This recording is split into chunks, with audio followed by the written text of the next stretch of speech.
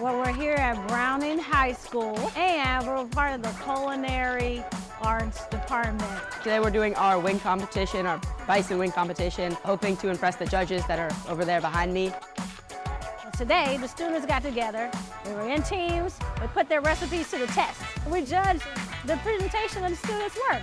Their recipes were all really well put together. They were bold in their choices. They weren't afraid to use flavors and herbs and spices that they've never used before. I think I enjoyed the teamwork the most, having people work beside me.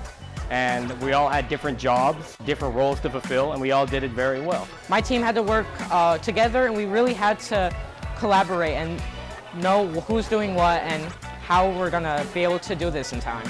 That creates a bond with our classmates more than just, getting work done together. This is more of a real world experience that we might have in the future. Taking all of those things that they've been learning over the past semester from Chef Stef and in this department, utilizing the different equipment that they have. Those are all the takeaways. They get to practice and play with it every single day that they come to school. They've all got something wonderful up their sleeve. They just need to keep practicing.